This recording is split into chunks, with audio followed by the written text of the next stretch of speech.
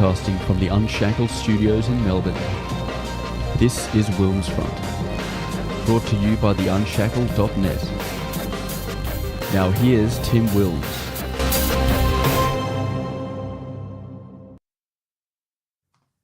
Hello everybody and welcome to this week's WilmsFront Snapshot news show on this Monday, the 30th of March 2026. We are live on the WilmsFront YouTube channel. It is 9 p.m. here in Victoria, where there was breaking news this morning that fugitive Desi Freeman had been shot dead by Victoria Police in the roundabout the northeast town of Walwa, 100 kilometres from Pawnpukka, where 7 months ago he shot dead two Victoria police officers who were trying to serve an arrest warrant on him over historical child sex offences. It was an immediate test for the imported Kiwi Police Commissioner Mike Bush. Remember that hundreds of officers were sent to Pawnpukka, and as the weeks turned into months, there was a lot of theories that he'd either died, shot himself, or had fallen down some sort of mine shaft and had died. Of course, his wife and two sons were left behind. Now, it was quite the shock. When, say, you weren't expecting that to wake up to on a Monday morning, and then we had a press conference from Mike Bush where he said that we can't confirm it's Desi Freeman until we do our DNA tests, but pretty sure that it's him. And so there was a 3-hour standoff earlier this morning, and Mike Bush said that police were justified in their actions. There's going to be a professional standards investigation and also a report prepared for the coroner, and said that it should bring closure to the families of the two slain Victoria police officers. And now they're going to be continuing with the investigation. There's still going to be significant resources, but certainly quite the development. Now, Mike Bush reckons that he couldn't have travelled 100 kilometres. He was found in a shipping container, which was more like a caravan. So they are looking at accomplices, and he wouldn't confirm whether they got a tip-off at all because there was a $1 million reward.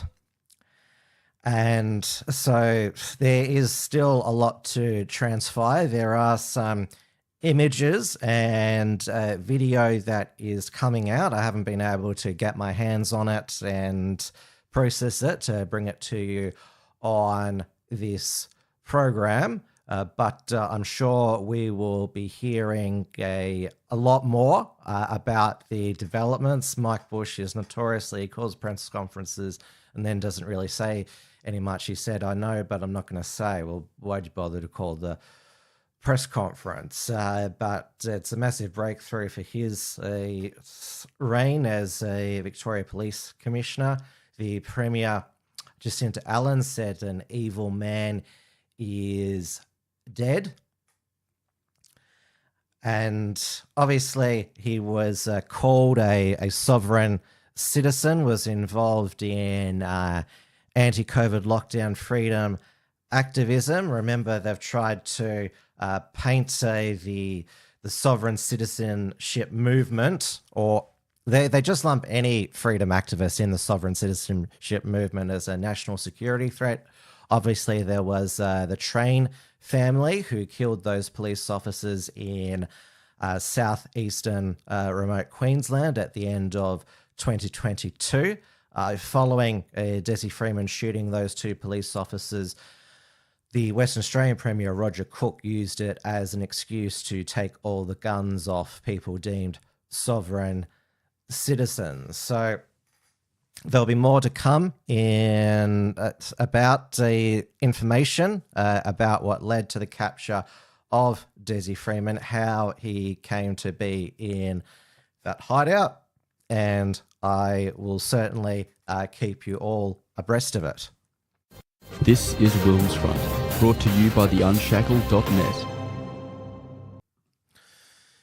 And now on to the fuel crisis caused by the Iranian regime's pretty much closure of the Strait of Hormuz in response to the United States and Israel launching attacks against them and killing their Ayatollah and other leaders. Now, panic buying has continued at petrol stations throughout Australia.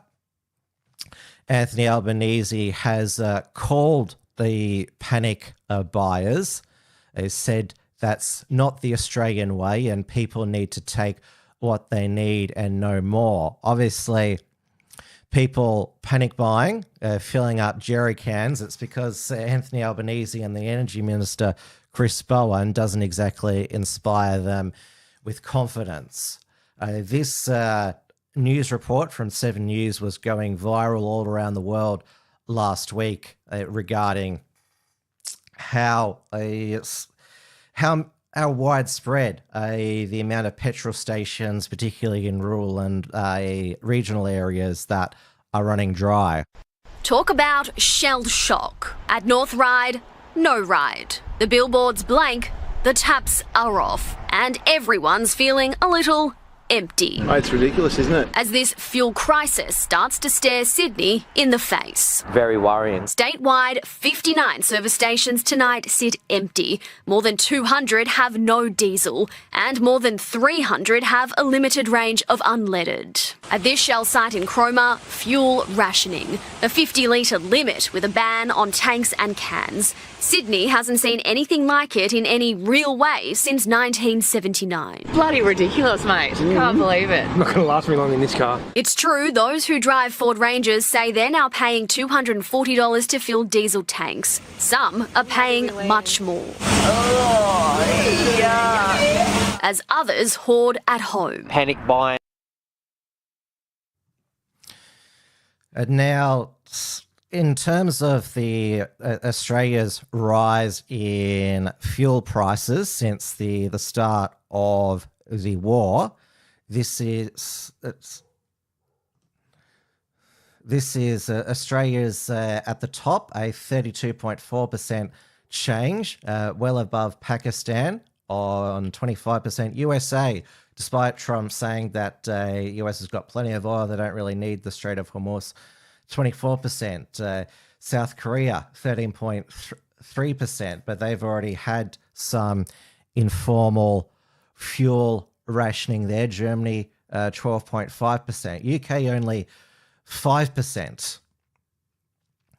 So Australia, given that we are at the complete end of the Middle Eastern oil supply chain, we only have 2 refineries left. We rely on Asian countries such as Singapore, Malaysia, and South Korea to refine our oil. And what's even worse is that we are the biggest diesel consumers per person barrels.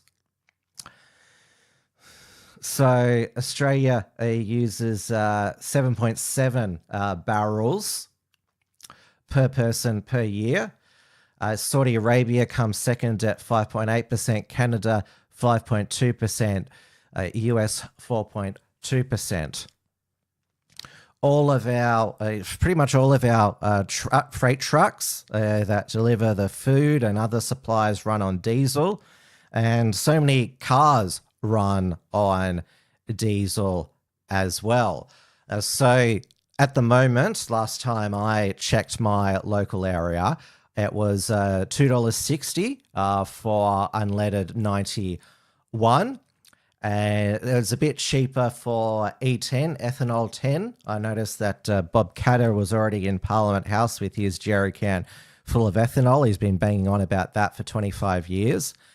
Diesel is at $3.25. And of course, we are in no, even though we have a shortage of fuel, we are not short on dire predictions about supermarket prices.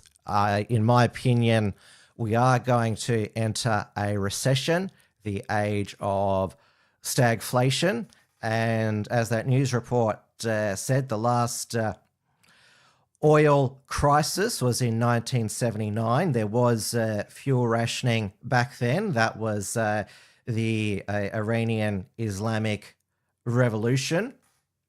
And the Strait of Hormuz was last closed in 87-88 at the climax of the Iran-Iraq War, though oil supply wasn't shipped. The first oil shock was in 1973, where in response to the United States supporting Israel in the Yom Kippur War, OPEC, the oil producing nations cut fuel consumption globally by 10%. And that basically was the end of the post-World War II growth. There was massive lines at the petrol stations. Nobody was buying new cars because they consumed so much petrol. There wasn't such a thing as fuel efficiency in those days.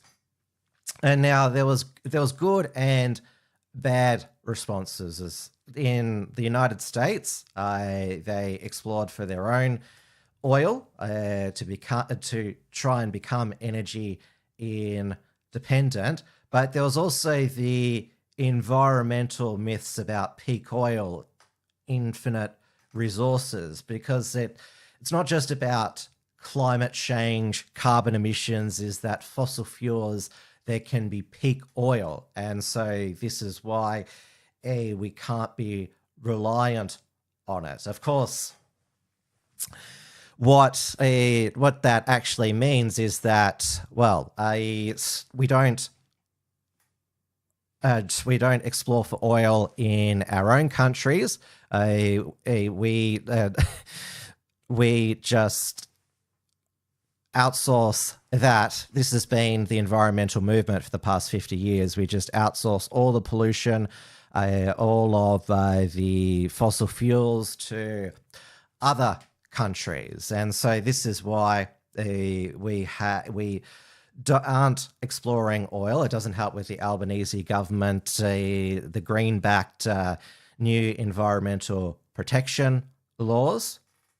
There is a way to turn our coal into liquid fuel. But again, all of this is in the years to come. But I'm pretty pessimistic. I don't think that Australia will learn the lessons to become energy independent. I don't think that we will open up more than 2 refineries. It'll just revert back. And then, of course, the next crisis could be if Communist China annexes Taiwan, then they will control the South China Sea. That could choke our supply of electronics.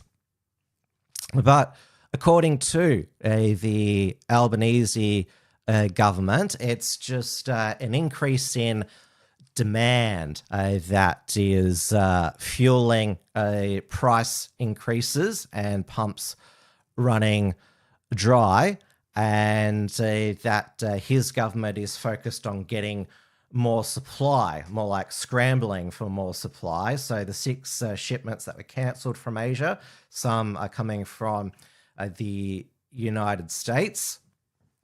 And now a lot of the panic buying is driven by a fear from Australians that we're going to be fuel rationing is just a few weeks away. And obviously we saw it with toilet paper and other staples every time a lockdown was announced. But Anthony Albanese, in the lead up to today's National Cabinet meeting, said that his government did not want to go down the COVID-style mandated management measures and said securing more supply was keeping Australians moving, and says we actually have more fuel now than before the crisis. So we had 38 days of petrol at the beginning of the crisis. We now have 39, and 30 of diesel and 30 of jet fuel. China has cut us off from jet fuel for the next 12 months. Our reserves are way below the International Energy Agency recommendation of 90 days. Even New Zealand has 45 days. So today, National Cabinet agreed on a National Fuel Security Plan. So I'll just bring this up here. Yeah, so level 1 is plan and prepare, which is, well, it's just going to be what is when the war and crisis ends, whenever that may be, is that fuel supply operates as normal with governments monitoring impacts of global factors. So we're currently at level 2, keep Australia moving. So the government is taking precautionary actions, only buy the fuel that you need, make voluntary choices to use less and avoid the impact of higher fuel prices, bilateral agreements with key trading partners to shore up domestic supply. Then level 3, targeted action. Ongoing supply disruptions mean we'll focus on fuel to where it's needed and adopt voluntary practical measures to limit fuel use. So level 3 is still going to be the voluntary nudge. Level 4, protecting critical services for all Australians. Ongoing supply disruptions require government action to ensure critical users are protected and the economy remains open and operating. So governments will work together to implement stronger demand measures. Now, level 3 and 4 don't mention fuel rationing at all, but there's this disclaimer here, sort of like in user agreements or the terms and conditions of the product disclosure statement. Level 3 and 4 are under consideration and may change depending on circumstances. Governments will continue to work with industry and community. So level 3 and 4 could change just like that.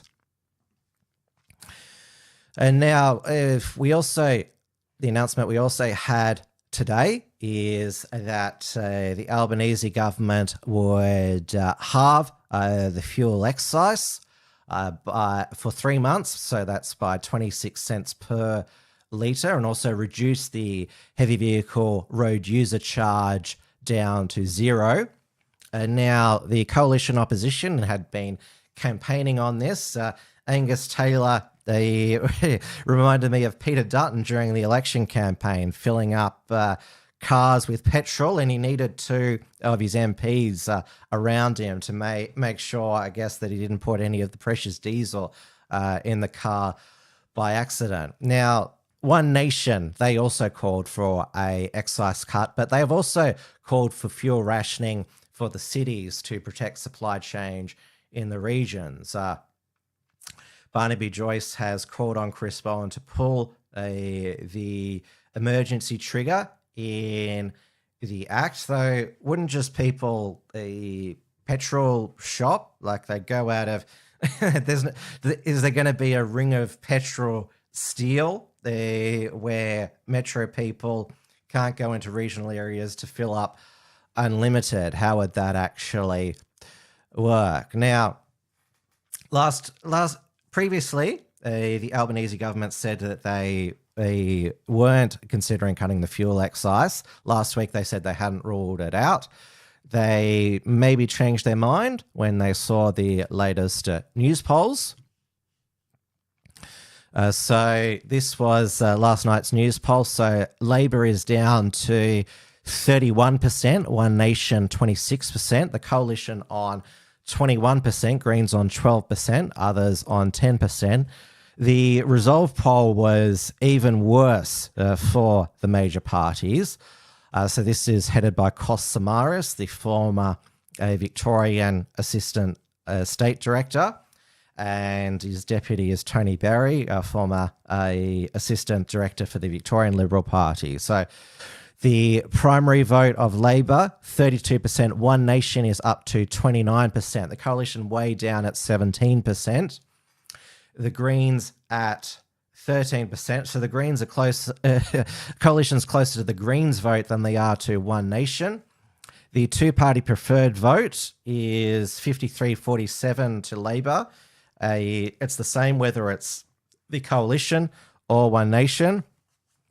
There is a lot of neutral leader favourability in Angus Taylor and Matt Canavan, so the electorate doesn't really know who they are yet. Obviously, there are very strong opinions about Pauline Hanson, 40% favourable, 43% unfavourable. But off the top of my head, she does have better approval ratings than Nigel Farage for reform. And Pauline Hanson does have a better approval rating than Anthony Albanese, 29% approval, unfavourable, 46%. Donald Trump, massively unpopular in Australia, 15% favourable, 70% unfavourable. And preferred Prime Minister, Anthony Albanese still leads, 33%. The Liberal leader, 14%, and Pauline Hanson is second at 23%, although neither or unsure is on 30%. So do some prefer Matt Canavan? I don't know. So the rise of One Nation is continuing in this fuel crisis. Now, what was interesting is that Andrew Hastie, who is the Shadow Industry and Sovereign Capability Minister, he went on ABC Insiders yesterday, and he has done what no coalition MP has said publicly, and criticised Donald Trump's. It didn't criticize. He criticised the way Donald Trump has prosecuted the war, and there doesn't appear to be a coherent mission. The US went to war without consulting allies, and a lot of American allies are dependent upon the exportation of hydrocarbons out of the Middle East. And so we're experiencing the economic pain now, particularly in this country. You just said you supported that Midnight Hammer mission last year. Do you support this war? Well, I don't know why we went in now. I thought last year we did the job. So you can take issue with Donald Trump's rhetoric. It's all priced in, mean tweets and whatever else. But there wasn't consultation with allies because had we had a bit more lead time, we wouldn't be in the current crisis we are now. So are you worried that US credibility is being damaged? I am worried about that, yes, absolutely. And are you worried that Australians' support for the US alliance is also being weakened by all of this? I think so, and I think the economic pain is going to be more acute, and they're going to question the judgment of the president as this drags on. So, and what about you, though? I mean, if you're questioning the judgment of the president, does this shift your own view of the alliance? No, look, you know, I'm pro-America, and I have been for a long time. I'm married to an American. My grandfather was saved by a US medic in World War II. I've served on combat operations with Americans. But like I said, we can be critical of bad strategic decisions, and I think this is a bad. I think this was a huge miscalculation.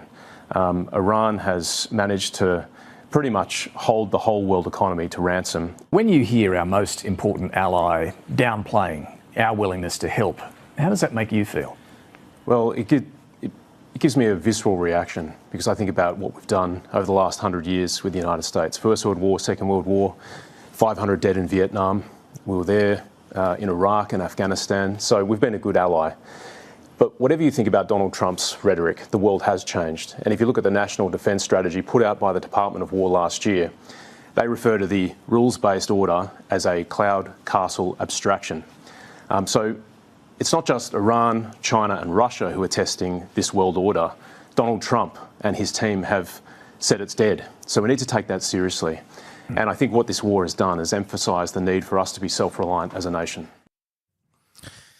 Now, Andrew Hastie was 100% correct, and he speaks as a veteran of one of the forever wars, the war in Afghanistan, where the Taliban was, in the end, replaced by the Taliban. And although the disastrous evacuation happened under Joe Biden, Donald Trump in his first term was negotiating a return to power deal with the Taliban. What has happened so far is that the Iranian, the Islamist theocratic regime is still in power, and they are choking the oil coming from the Strait of Hormuz. And in fact, one of their demands for a deal is that they are able to charge a permanent toll on the Strait of Hormuz. Now, Andrew Hastie, of course, talked about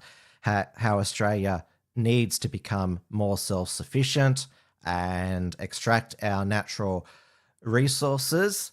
He talked about how the electric vehicles that Australians buy and are subsidised by the federal government is actually an indirect subsidy to China because, well, we stopped making cars full stop in Australia over a decade ago. That was a Abbott government policy. Remember his first video, a viral video next to that 1969 Holden. I saw a Holden Commodore on the road today. It sort of brings a tear to your eye because Holden was so Australian. And seeing, because General Motors, when they shut down Holden, they killed the Holden name.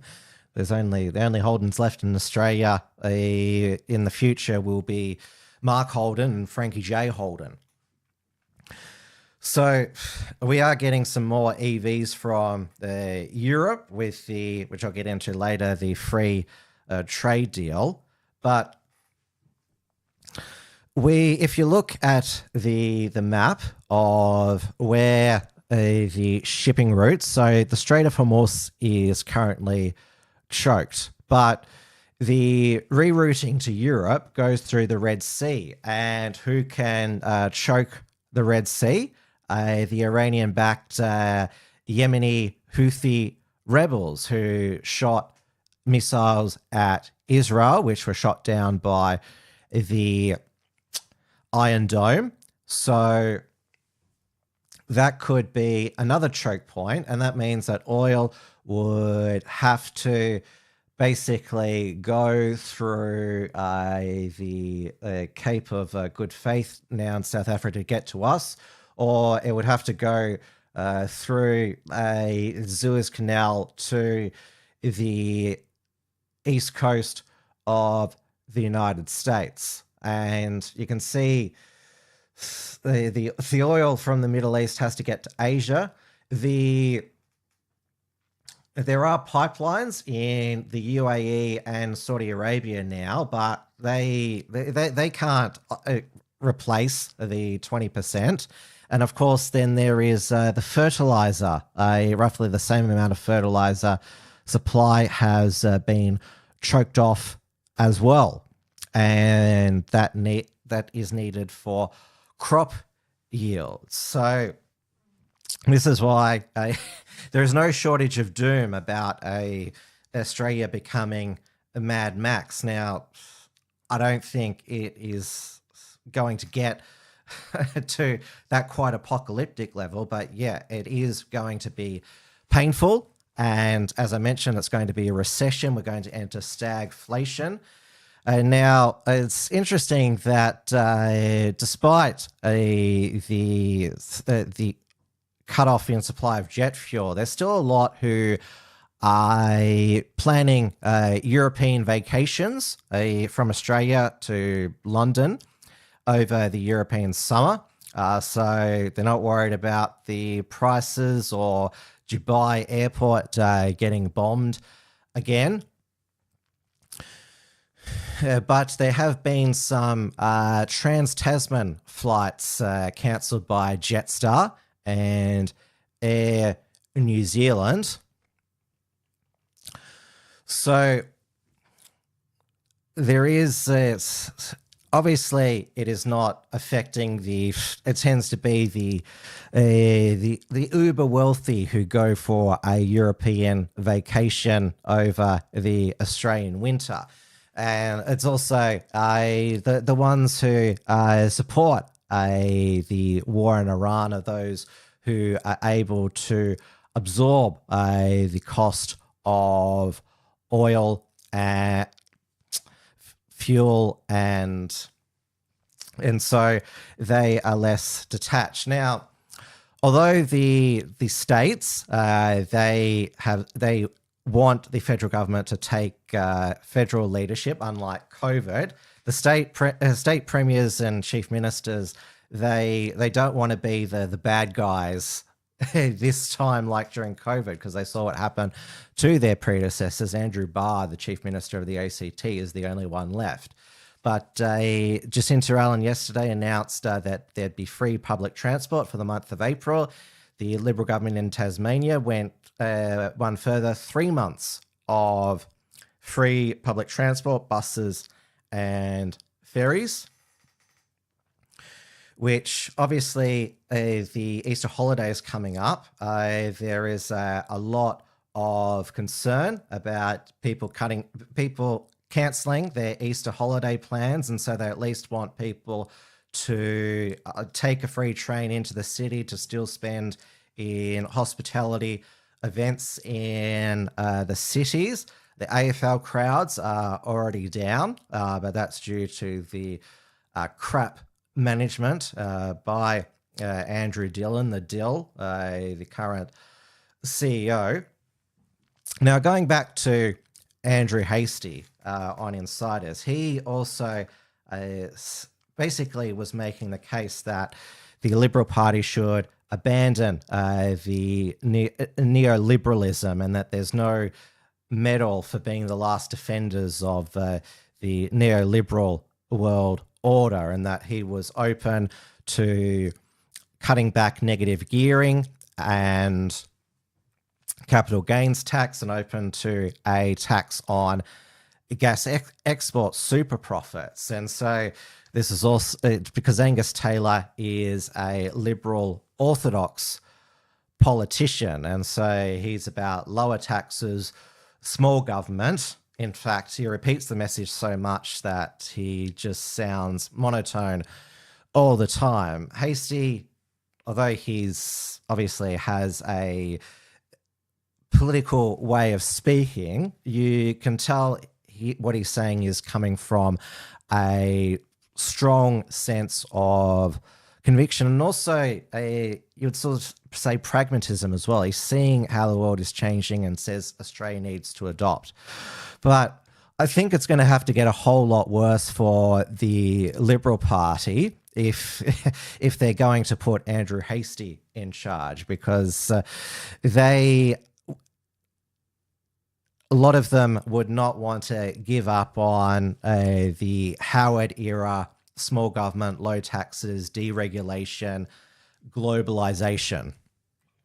So this is going to be a interesting next few months inside the Liberal Party, because they are continuing to slide in the polls. And Matthew Canavan, as the National Party leader, let's just say he hasn't met expectations yet. The Maverick backbencher seems to be now quite diplomatic. He would say he's the leader of a team now, but yeah, we don't hear the frankness we used to hear from Matt Canavan. Now he's the leader. Now, one thing I will agree with the Treasurer Jim Chalmers on, that Australians certainly hope to a speedy resolution to this war. The end can't come soon enough. I think the rest of the world is hoping that, but Donald Trump, who knows what his plan is? Does he have a plan?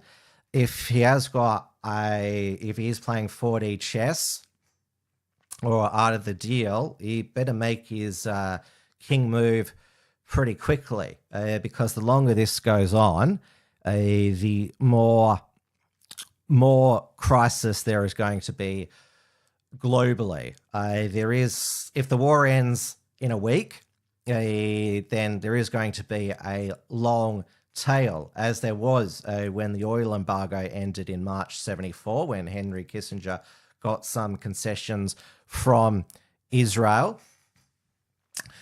I know that probably a few people in the chat will sort of notice that both the 73 and the current oil crisis were both triggered by the United States fighting wars for Israel. I heard Michael Kroger as the Liberal power broker on Sky News tonight, and said that it doesn't matter what Australian and public or a US public opinion is on the war. The only public opinion that matters is that in Israel with 80% support. But Australians should be Australia first, and this is what the point that Hastie made. In fact, he had a go at Pauline Hanson for saying that Australia should send a ship to the Strait of Hormuz, saying that she is MAGA first, not Australia first. But Donald Trump, going back to what Hastie said, what is the objective now? Regime change doesn't look like what's happening. Either there's going to be a huge taco, Trump always chickens out, a deal. So as at the end of last week's show, he said that he was delaying by 5 days the strikes on Iran's energy grid. He's now extended that by another 10 days. There has been a build-up of US troops in the Middle East. So it's either going to be a massive taco capitulation deal, which he'll sell as a victory, or it'll be a ground invasion, and who knows that will last. This is what we have been hearing from Trump's Secretary of State, Marco Rubio, and Trump himself. The troops being sent to the Middle East, sir, what role could they serve other than preparing the way for potential ground invasion? And while you speak about several weeks, are you concerned that this could embroil the U.S. in the kind of prolonged conflict, that President Trump came to office promising to avoid? This is not going to be a prolonged conflict. The objectives I've outlined to you, again, I repeat them, because I see these reports as like the U.S. is not clear on what objectives are. We've been as clear as you can possibly be from the very first night of what the objectives of this mission are. We're going to destroy their factories that make missiles and rockets and drones. We're going to destroy their Navy. We're going to destroy their Air Force. And we are going to significantly destroy their missile launchers so they can never hide behind these things to get a nuclear weapon. We are achieving all those objectives. We are ahead of schedule on most of them. And we can achieve them without any ground troops, without any. Now, in terms of why there's deployments, number one, the president has to be prepared for multiple contingencies, which I'm not going to discuss in the media. And again, I refer you to the Department of War, who will probably tell you the exact same thing. But we can achieve all of our objectives without ground troops, but we are always going to be prepared to give the president maximum optionality and maximum opportunity to adjust to contingencies should they emerge. And I would only say that we're doing extremely well in that negotiation, but you never know with Iran, because we negotiate with them and then we always have to blow them up, whether it's the B-2 bombers or just terminating, as an example, the Iran nuclear deal done by Barack Hussein Obama, probably the worst deal we've ever done as a country, one of the dumbest deals we've ever done. But I terminated it, unfortunately, otherwise right now they'd have a nuclear weapon. Then we did the attack with the B-2 bombers and we stopped them from having nuclear. and now we had to blow them up again. And we will probably, I think we'll make a deal with them, pretty sure. Whether it's possible, we won't. Well, no matter what happens, we'll all pay at the petrol bowser and in multiple other ways for years to come. This is WilmsFront, brought to you by the Unshackled.net. Now, from a global crisis to a local crisis, the Victorian Liberal Party. So we are about 7 months away from the state election last Saturday in November. And the Victorian Liberal Party, the pre-selectors for the Western Metropolitan region in the Legislative Council, the state's upper house, decided to vote 37 to 29. There were 68 delegates, so it wasn't an open primary. They decided to vote for Indian-Australian businessman Dinesh Gorsetti. Now, he claimed that he hasn't withdrawn as a candidate today, though he will not be endorsed by the Liberal state executive after it was exposed that he provided his friend, Kashyap Patel, who groomed and sexually assaulted a 15-year-old girl in 2021 with a character reference. And also back in 2019, Gorsetti's Indie Hoots catering business in Hoppers Crossing was fined by the Wyndham City Council for filthy and unsafe food practices after inspectors found rat feces. Now, Moira Deeming did not say anything to the media after she lost the pre-selection vote. Moira, how are you feeling? Are you happy or are you disappointed? Are you happy or are you disappointed, Moira? Is that the result you were after? You're clearly disappointed for Moira. Absolutely. She's the best thing the West has ever seen, and she's just got screwed over yet again. Do you think she'll go to One Nation? I hope so. What did she do for the West that was so good? She never wavered against her morality. She always did what's best for the West, and when that piece of crap prosciutto tried to bring her down, she stood firm, and I respect her for that. Not prosciutto, not my little party anymore. Thank you. Amazing. Great. Just what the doctor ordered. Billy. Congratulations. Moira, how are you feeling? Are you happy or are you disappointed? Well, that celebration was short-lived. And now a statement released tonight by the Victorian Liberal State President, Philip Davies, has said the pre-selection process will be rerun. Now, the question is, will Moira Deeming recontest this pre-selection, or will she tell the Liberal Party to shove it? Because obviously One Nation are very interested in recruiting her. In fact, the person who recruited Moira Deeming and her husband Andrew to the Liberal Party, Bernie Finn, who was expelled from the Liberal Party room in 2022 because of his pro-life views, and who is now going to be running as a One Nation candidate at the next state election, has urged Moira to join One Nation, as has the federal Senate candidate at the last election, Warren Pickering. At the latest, I think it was Freshwater poll, the Liberals are at 30% and Labor at 27% and One Nation at 20%.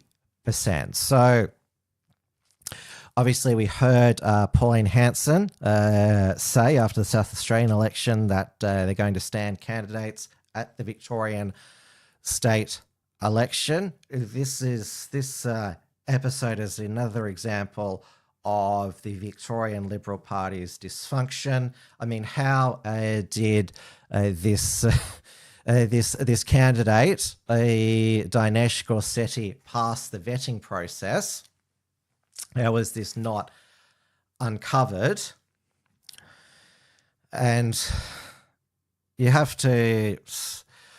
And how come it's not an open primary? Or maybe, I don't know, maybe there's only 68 members of the West Metro region, because the Victorian Liberal Party has 10,000 members. The average age is 69.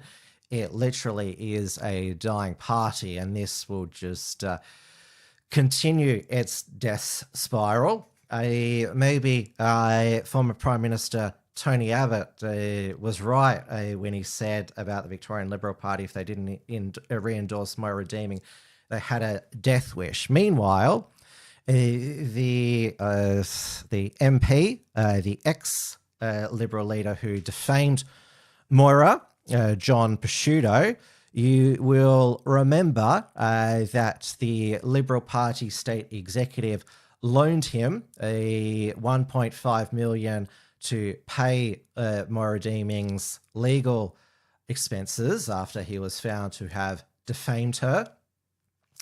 Because if he didn't come up with the money, he would have faced bankruptcy and losing his seat of Hawthorn. So the Liberal Party, they're happy for Moira Deeming to be not pre-selected, but they're happy for John Prosciutto to recontest the seat. It's a marginal seat of Hawthorn at this coming state election. Now, that loan is being challenged in the Victorian Supreme Court by other administrative members of the Liberal Party, claiming it's against the Constitution. They haven't negotiated a settlement, but they're negotiating to have the case heard in the Supreme Court after the state election. But what a bloody mess.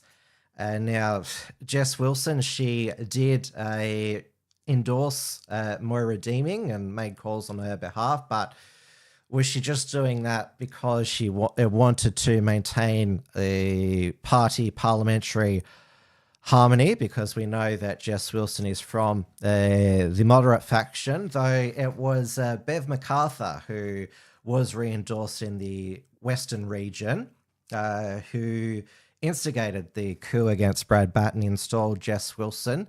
And Bev McArthur, he also spoke at a Women Will Speak event in, I think it was end of 2024. I remember one of the trans Tifa eggs splattered on her shoulder. So there has been talk of Labor power brokers replacing Jacinta Allen with her deputy Ben Carroll, though they'll probably be just laughing, clinking their glasses at this latest episode. But we'll await Moira's decision. Will she want to remain in the Liberal Party, recontest the pre-selection, or will this be the last straw for her?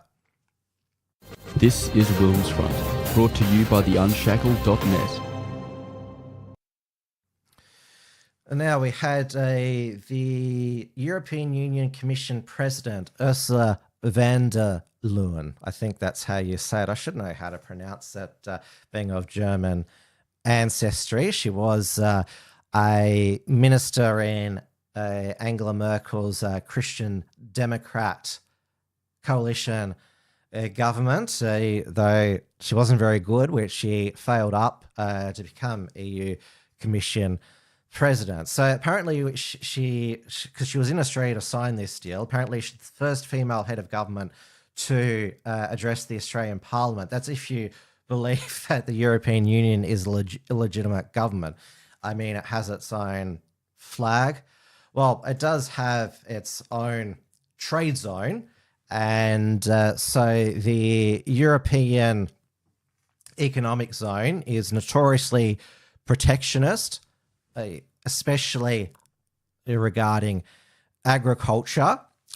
So there was disappointment all round from Australian beef and other food producers, because they're not going to be able to export as many tons tariff-free as they hoped. And of course, the EU farmers are not happy because some of these trade tariffs have been reduced. Remember, tariffs are good if they're from the European Union. Of course, I believe that tariffs are bad whether they're from the European Union or by Donald Trump. Wine exporters will be the big winners. They get a massive favourable deal. Matt Canavan said that this was the worst deal because of the meat export quotas being low.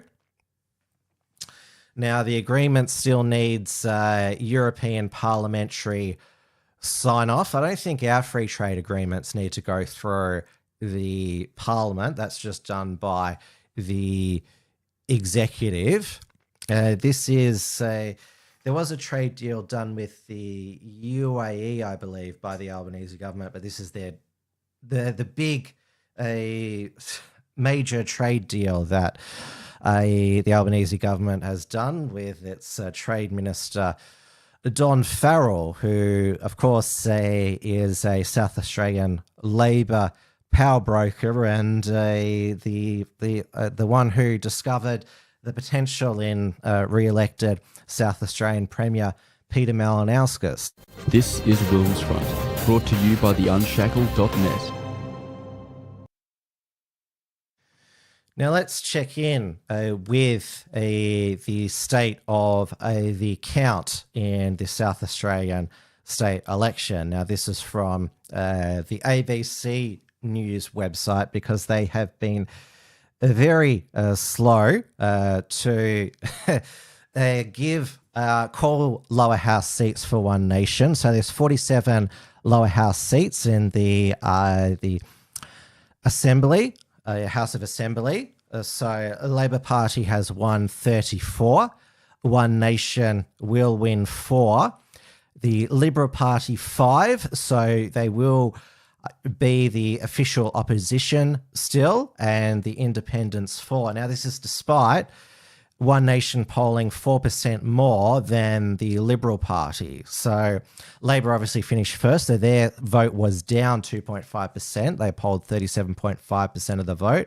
One Nation 23%, the Liberals 19%, the Greens 10.4%. But you had Ashton Hearn basically claiming victory because they didn't end up on 0 seats and we can rebuild. Now, the reason why One Nation ends up on less seats than the Liberal Party is because of preferential voting, because a lot of candidates preference against One Nation. That's how they were defeated electorally in the late 90s and early 2000s, including by the Liberal and Labor Party. Now, with the how to vote cards, most Liberal and Labor voters, they follow it. One Nation voters are much more independent. That's why the party didn't issue preferences at this state election. Said, you make up your own mind. In the proportionally represented upper house, so there is 22 members, 11 were up for election. They have 8-year terms, which in my opinion is way too long, because that means that Sarah Game was able to leave One Nation last year, and she's in for another 4 years. Her Sarah Game Fair Go only got 0.3% of the vote, 2,746. Though she did tell her voters not to vote for her party's ticket because she disendorsed the lead candidate. So Labor has won the most, 5 out of the 11, One Nation 3, the Liberals 2, and the Greens 1. So Labor got 37 in the upper house, 37%. One Nation actually got more, 23.4%. The Liberals less, 17.6%. So the vote in the upper house, where it's more likely that voters will vote for a minor party, they did actually better. So all eyes, as I said last week, will be on the Farrer by-election on May the 9th, with One Nation leading. Although One Nation is contesting the Victorian state seat of Nepean on May the 2nd. That's more likely to be a contest between the Liberal candidate and a Teal independent, though One Nation will still poll strongly. The Boomers down on the Mornington Peninsula, the retirees, they're the more environmental type rather than the ones more. In fact, it's the over 65s. They are the only demographic where the Liberal Party is still the number one party, even above One Nation when you break it down demographically. Gen Z, Labor and the Greens are neck and neck. But millennials, my generation, and Gen Xers, One Nation are ahead. So, and it's certainly the generational divide, and this is why we're having these arguments about capital gains tax and negative gearing. We don't have a gender war in Australia. We have an intergenerational war in Australia. This is WilmsFront, brought to you by the Unshackled.net.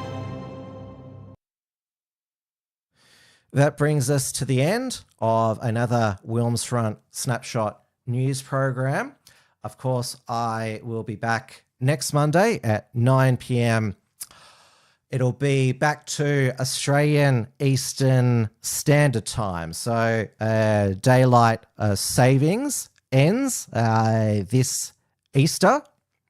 So Easter Saturday to Easter Sunday, us in Victoria, New South Wales, Tasmania, and South Australia will gain an extra hour. It will be a 25-hour day, but it does mean that Australia will be back to 3 time zones. So the East Coast will be on the same time zone, Central Australia being the same time zone, and Western Australia will only be 2 hours behind the eastern states. So have a happy Easter and enjoy whatever plans that you have, and that I hope you are finding ways to, well, I think it's a bit, it's to use the word manage. It's hard for any of us to manage this massive increase in our cost of living. But I hope that you are doing your best to get through it, both financially and I would say psychologically as well, because financial stress, it's real, and where more of us are going to be squeezed everywhere in the weeks and months to come. So look out for each other, because not many of us do these days. Australia is, sadly, as we saw during COVID, and as we're saying now, it seems to be an every man for themselves country too often. And now I will be appearing on Reality Check Radio's breakfast program tomorrow with Paul Brennan. Just put the split screen there. So I'll put the list in the live chat here. Now, of course, if you want to help the work of the Unshackled, if you can spare a few dollaroos, please support us at the unshackled.net/membership for as little as $5 per month. You can do the same over at Substack at the unshackled.substack.com/subscribe. Given that we're told by the Albanese government, there is enough fuel to go around, I will be travelling to Richard Wollstonecroft's on at the end of this week to film some more reports from Tiger Mountain. So he will certainly have some strong opinions on what has happened since I left and returned from Thailand, because the war began as I was up in the air. So stay tuned for that as well. And I do hope to be having more WilmsFront featured interview programs. I had a busy week last week, just a lot going on since I got back.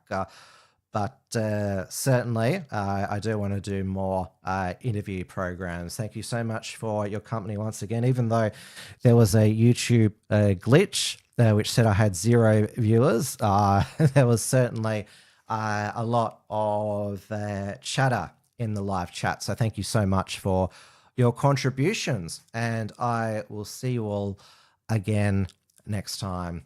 Good night, and please stay well, everybody.